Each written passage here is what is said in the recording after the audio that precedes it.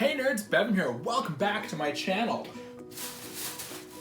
I got a big bag of wrestling figures from my good buddy WCD.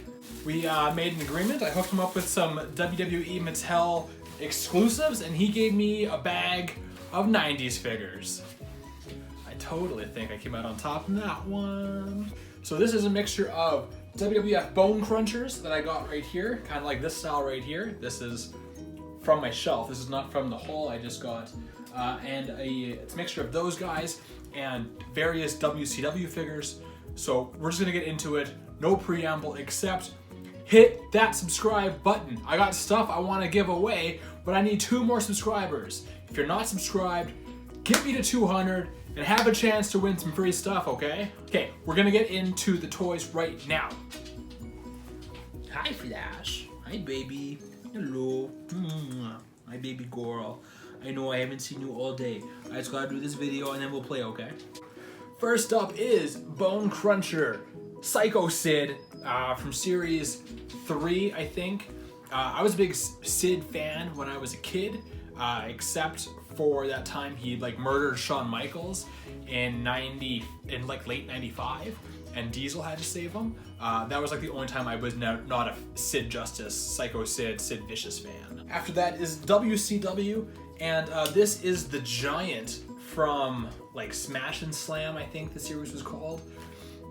Regardless of what the series was called, it was one of WCW's best series of action figures. It had all the big names, and the thing I love about these Toy Biz WCW figures is that almost none of the figures have reused parts. They're almost entirely original sculpts for every character. No one is getting recycled as the Giant. And the super funny thing about that figure is that he came with this figure, which is just this tiny mini Rey Mysterio, which is Rey Mysterio's first North American figure. He did have a figure from Mexico, AAA, but this is the first figure of Rey Mysterio.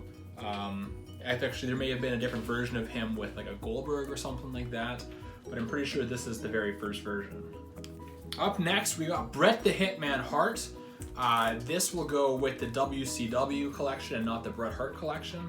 I have a different Toy Biz WCW Bret to go with the Bret Hart shelf. I like this one because it has the all black. Typically you get Bret with the pink pants and the black top. This is kind of the classic Bret Hart look, but I was always a big fan of the all black. Up next here we have a tag team set. These are the Headbangers, Mosh and Thrasher. Let's see, we got Thrasher and Mosh, and these were not actually part of the deal. I think he just threw them in for me because he knows I like them. We've talked about Headbangers several times, so I think he just threw these in as the late 90s version of the Bushwhackers. We got more Toy Biz WCW here. This is Chris Benoit. I had a very similar figure as a kid with the red tights and black knee pads, but this is an all blue version of Chris Benoit. Don't want to spend too much time on it, but it's an action figure. Some of these I had as a kid and some I needed as a kid, like that Sid and that Giant and that Bret Hart, and actually all the ones I've talked about so far, except for the Chris Benoit I had as a kid. Sorry, I needed as a kid. This one I had as a kid. This is X-Pac. Every kid loved X-Pac. There was just something about this dude in the late 90s that was so cool, you couldn't explain it, but everyone loved X-Pac. Up next, we got Hollywood Hulk Hogan here. I forgot to mention that all these Toy Biz ones have an action feature with their original sculpt. So this one, you squeeze the legs together and he does a bear hug or a punch or something like that. This one, I had the version as a kid with the painted on shirt. This one is removable, it looks like, and he's got the weight belt right there, so that's pretty cool. You gotta love Hollywood Hogan. Hollywood is my version of Hulk Hogan because I'm just a little too young for Hulkamania, by 3 months. Here we have it's a signature series, The Rock, and he actually signed it Rocky Maivia, which is kind of fun. But here he is in his street gear. I never had a street gear Rock. I had ring gear Rock, but here he is in his slacks. He's got his vest on, he's got his shades, he's here to lay the smackdown on your candy ass. It's The Rock. This one I did have as a kid, for I think this exact version. Anyway, it's the Road Dogg. He's here, just like X-Pac. He was really cool. I couldn't tell you why I thought he was cool, but I did. Here we have another Signature Series. I never liked the Signature Series. I didn't actually know I was getting Signature Series figures. That's okay, it's not a big deal. If I need to, I can take the vests off them. But this is Edge, and it's weird because this is one of the first Jakks Edges. And like just, I don't know, what is this? 98 to 04, so like a 6-year difference. Look at the difference in wrestling figures. This is the Ruthless Aggression, same company, just a different toy line. It's just crazy to think that 6 years, this is how much wrestling figures changed. Another WCW Toy Biz figure. Here we got Scott Hall in his red and black Wolfpack attire. I had this figure in the red and white, sorry, the white and black version, not the red. But this one, again, it's all original sculpts. You haven't seen any of these parts in anybody else.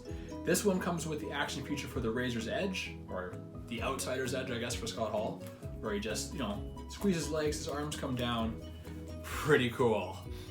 So this Kevin Nash, obviously WCW, different company though. This is not a Toy Biz one. This is from the original San Francisco toy makers, who also did like LJN style rubber WCW figures. But obviously the sculpting on these ones is nowhere near as good as the Toy Biz. The detail, the paint, what have you. They still have action features. These are much more basic, like a Hasbro would be. So on his back, he has this little notch right there. I hope you can see it. And you move it, and his arms move. This guy's a bit sticky. He needs a little bit of a wash. He's got some substance on his arms there. But I kind of dug these as a kid.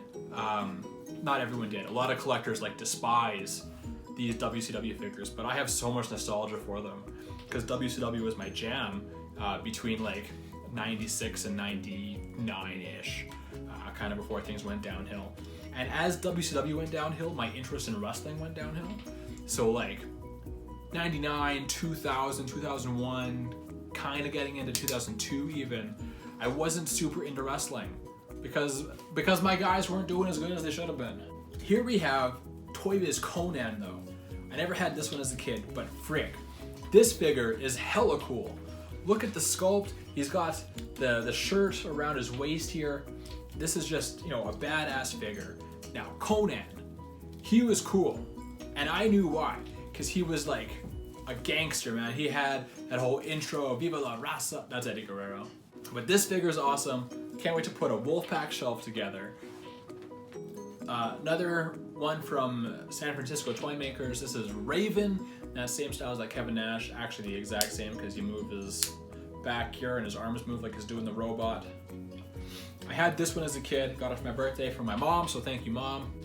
So far, for DX, I've gotten Road Dogg and X-Pac, but you can't have DX without the badass Billy Gunn.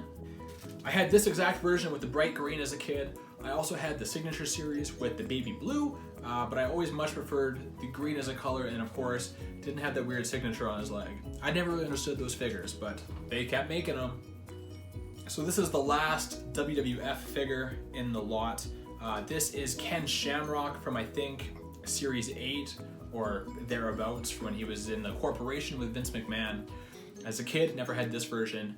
I had his original babyface version where he was wearing, I think it was like yellow or red trunks or something like that from Series 5.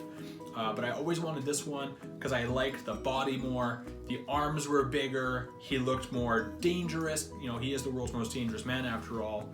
And the face has at least expression. It's not a very good face, but the first one he was just like. There's the second last figure, and it's the last San Francisco toy. Ow, frick! It's the last San Francisco toy makers. It's Buff Bagwell.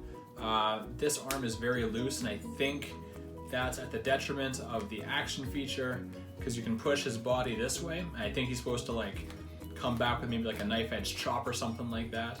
Or I guess you can just put that hand up and he slaps you. I didn't necessarily save the best for last, but I definitely wanted to end this video on a bang. DDP, I had a later version of DDP as a kid where he was wearing like long black jeans and he didn't have a shirt, he didn't have this action feature. He actually had like the Scott Hall where he squeezes his legs and his arms go down, so it kind of acted like a diamond cutter. But this I think will look a lot better on the shelf, you know, doing that classic diamond pose. And that's my haul for today. So again, thanks Mike for doing the deal. I hope you're watching this video and appreciate how happy you made me with these, all this nostalgia. Now I gotta find space for all these guys on my shelf. I can start a WCW shelf finally. I've got a notepad on my phone with all the other figures I need to finish out my bone crunching shelf, and you know, there's not that many on there, maybe like 6 or 7 I think, but for the most part they're getting pretty close to being done. WCW, I need a whole bunch now. I can make a list for that now that I know what I've got here.